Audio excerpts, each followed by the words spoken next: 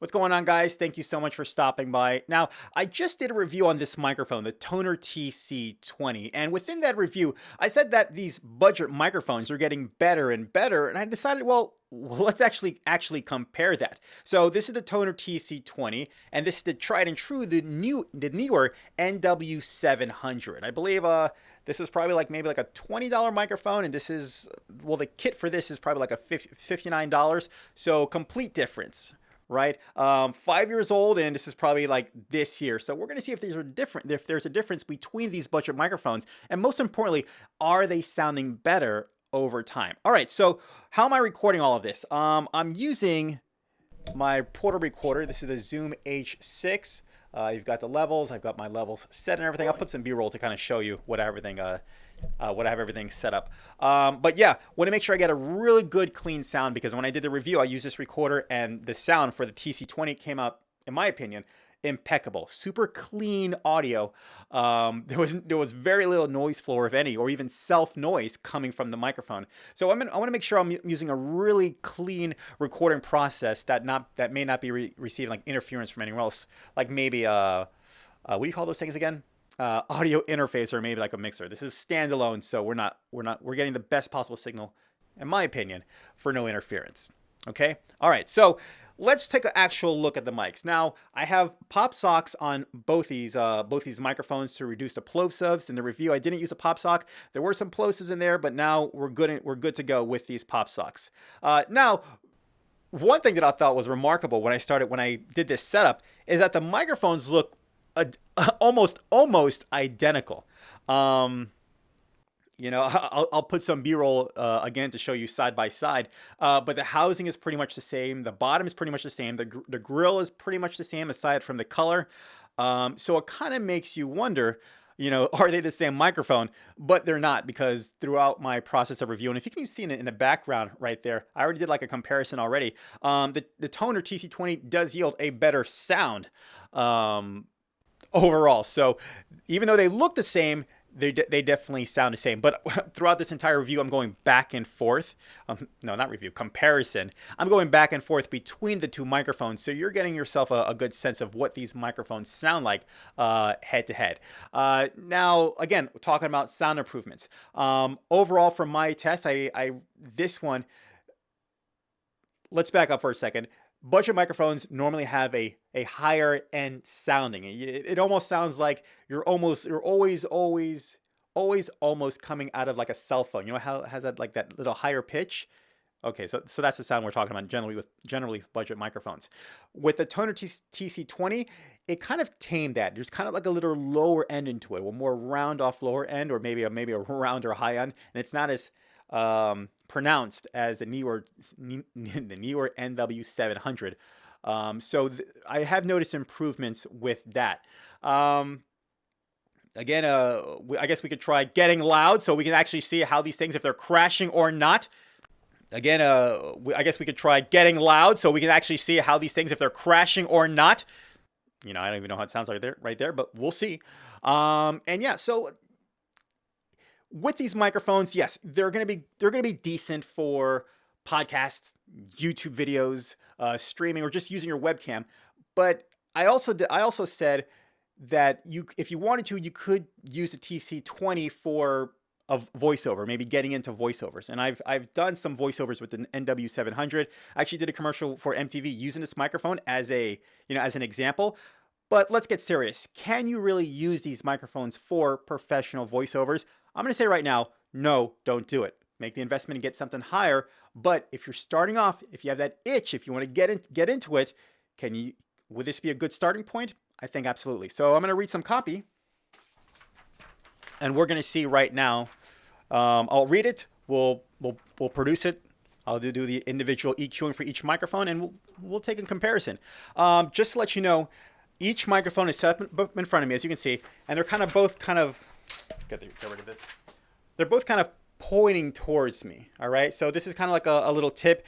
You never want the microphone in front of you, right? I mean, you could do that, but normally you'll see it kind of like in front of people, like up and kind of away. You never really want to talk directly into the capsule. You want it at an angle, and imagine like a beam of light coming from the capsule, and a beam of light coming from your mouth. and the capsule, and they're kind of intersecting. So right now I have them on the side. So there's the beam there, and my voice is coming here, and they're kind of intersecting. I hope that made sense. Anyway, so they're both intersecting. My voice is intersecting at the beam that's coming from the microphone. All right, so here we go. This is a commercial. All right. There are opportunities for growth around every corner. Are you seeing your BPM partner rise to the challenge to help you win business, or just a rise in your pharmacy costs? It's time to rise above the competition. All right, so we're not going to read the entire audition. All right, we're just going to give you that one piece. We'll put some maybe inspirational music or something behind it, and we'll do a comparison. Let's jump into it now. Okay, so I slapped together a real quick commercial, nothing crazy. We have a simple noise gate, some simple EQ. I added some air to the file because as I was playing it over the music, I felt like it could use some more air to separate itself from the music. A normal regular compressor and also a limiter. That's just the way I like to do my chain. And I just repeated the same thing onto the microphone, onto the Neewer NW-700. So this is track 2 is a Neewer. And track 1 is the TC20, and then I have a music bed here that I got from Artlist. Yeah. All right. So let's take a look. Listen to the first version. There are opportunities for growth around every corner. Are you seeing your BPM partner rise to the challenge to help you win business, or just a rise in your pharmacy costs? It's time to rise above the competition. All right. So. Yeah, it sounds like what a normal commercial would sound like. It is in the higher end, if you can kind of sense that. But normally with commercials and music, you're normally going to EQ yourself on the higher end. So if you want to kind of think that since the microphone is already in the high end, it kind of helps you in that direction, don't, because sometimes that sound can be annoying. You usually want to record with a microphone as flat as possible, so you then can manipulate from there. If the microphone already has some kind of characteristics or maybe a high-end presence, then it's kind of tough to take away from there, right? Kind of think of it like a painting that's already been painted. It's kind of tough to undo it if it's already there. So that's a tip about budget and professional microphones. All right, so let's take a listen to the Neewer one. There are opportunities for growth around every corner. Are you seeing your BPM partner rise to the challenge to start over since an email just came in? There are opportunities for growth around every corner. Are you seeing your BPM partner rise to the challenge to help you win business, or just a rise in your pharmacy costs? It's time to rise above the competition. All right, so to my ears, I definitely hear a difference. With the Neewer, it sounds like it's kind of dealing with some additional kind of struggle or phasings or something. Now, I don't want to use the word phasing because they're being recorded to 2 separate tracks and one's not being affected by the other. But it just sounds like there's some kind of additional like whooshy or something that the Neewer is struggling with. Do they sound the same? Do they sound similar? Yes, but it seems like the TC20, there's a little more that's going on its side that's giving you what you want to hear and not introducing additional artifacts, which I think is a good thing. So let's one more time.